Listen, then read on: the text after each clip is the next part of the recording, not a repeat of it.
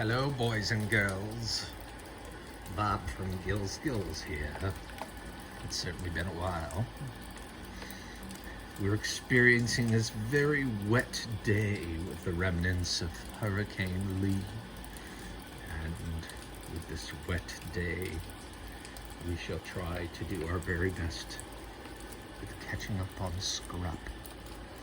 Yes, indeed. So, this is more of a state of the man cave address than anything else. I hope everybody is having a fan-diddly-tastic day, a fan-diddly-tastic weekend, and more importantly, hopefully your scrap is plentiful and worth mucho dinero. I have made progress in the man cave in terms of cleaning up a whole bunch of stuff. And that is pretty much what I got left for the aluminum. And I got that piece right there. And then I've got all of that pontoon boat stuff that I need to break down. But there was an entire wall full of totes, like right there. I took that in. I got about $200 for all of that stuff, which is really nice. I mean, another run today brought in some sheet,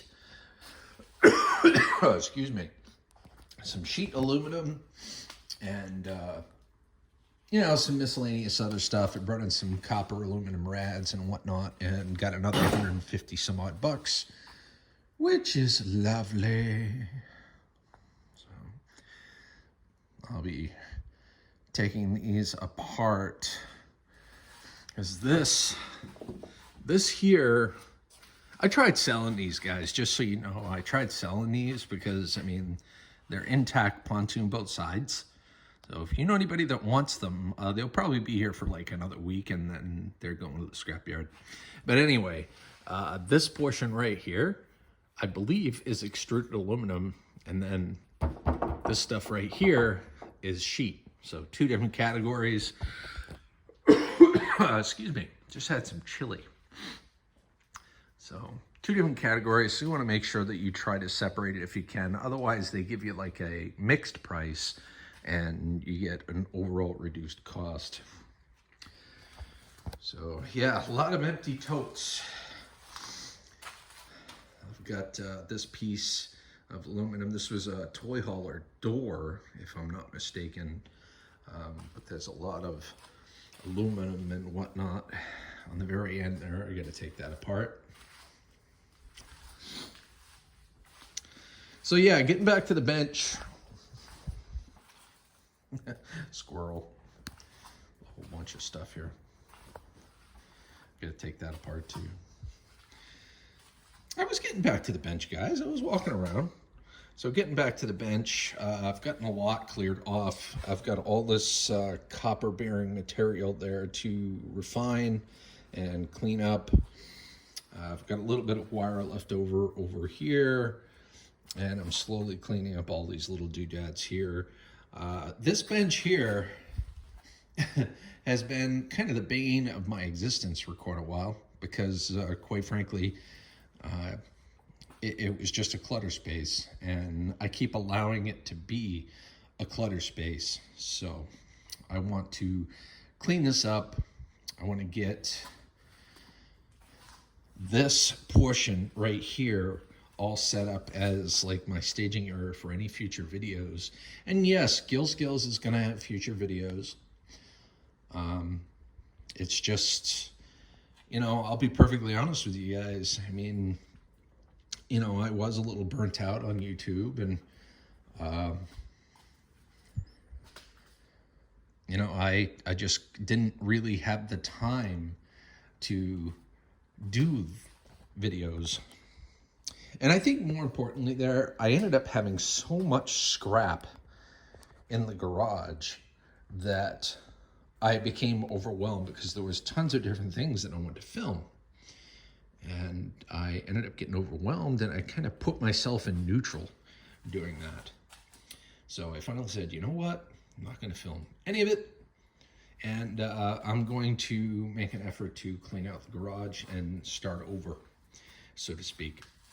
So yeah, see that Gill Skills logo is going to eventually be down here. I'm hoping to have a nice little setup with lights and background lights and all that fun stuff. And this whole area right here is going to be the area, the filming area. And I got magnetic strips for my tools all set up and ready to go. I got this Gill Skills sign that I'm planning on putting right over here. I think that would look really good, you know, with the Ralph Morrick sign that he made for me down below.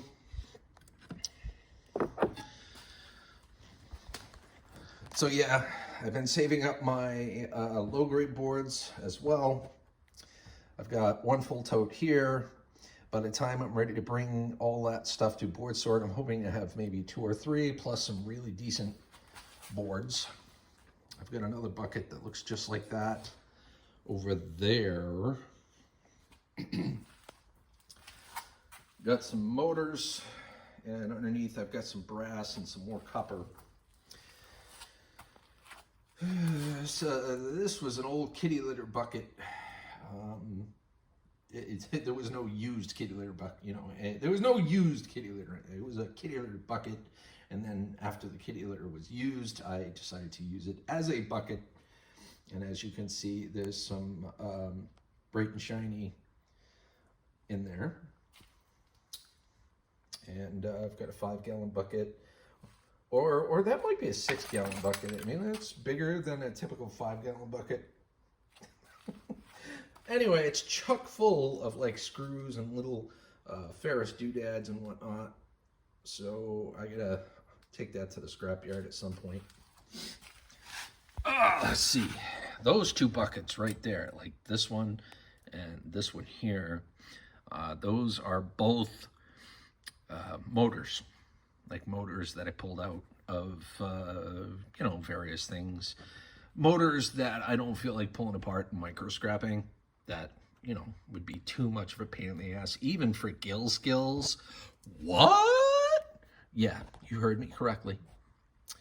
So anyway, there's that other board that I was telling you about that has mid-grade, it has low-grade telecom, low-grade peripheral, some high-grade peripheral, and, you know, some other goodies as well.